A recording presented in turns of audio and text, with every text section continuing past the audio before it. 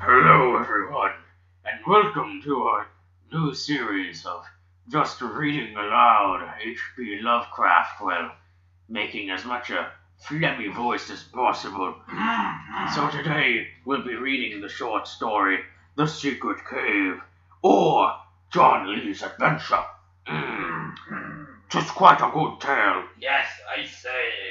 Now be good children, said Mrs. Lee, while I am away and don't get into mischief. Mr. and Mrs. Lee were going off for the day, and to leave the two children, John 10 years old and Alice 2 years old. Yes, replied John. This is the titular John Lee that we are referring to, the small child John. Yes, it's a very old name for a small schoolboy, yes. His little sister is, of course, much smaller and could not respond to the parents' comments, yes.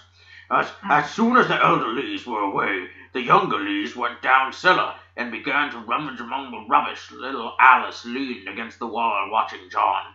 Alice's name is not capitalized in this sentence to show that she is a woman and therefore less important than the man. Exactly. As John was making a bolt of barrel staves, the little girl gave a piercing cry as the bricks behind her crumbled away. He rushed up to her and lifted, capitalized, her elder screaming loudly. As soon as her screams subsided, she said, "The wall went away." John went up and saw that there was a passage. He said to the little girl, "Let's come and see what it is." "Yes," she said.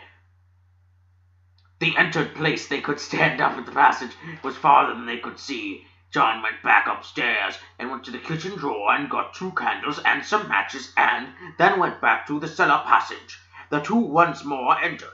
There was plastering on the walls, ceiling, and floor. Nothing was visible but a box. There are no periods where periods should be.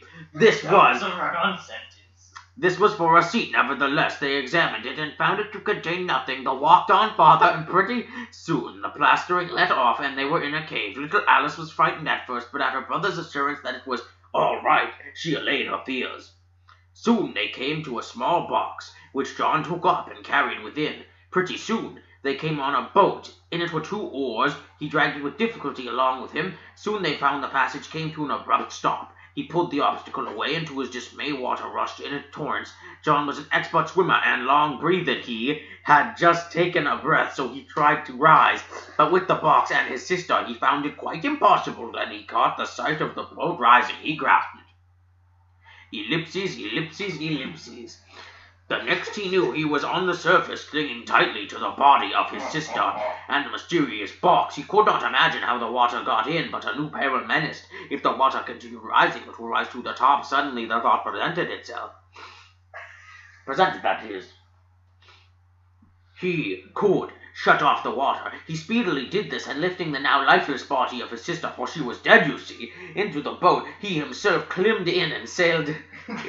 It climbed, but a variant spelling, and sailed down the passage. It was gruesome and uncanny, absolutely dark, his candle being put out by the flood and a dead body lying near. He did not gaze about him, but rode for his life. When he did look up, he was floating in his own cellar. He quickly rushed upstairs with the body to find his parents had come home. Space instead of a period. He told them the story. Star, star, star, star, star. The funeral of Alice occupied so much time that John quite forgot about the box. But when they did open it, they found it to be a solid gold chunk worth about $10,000, enough to pay for anything but the death of his sister.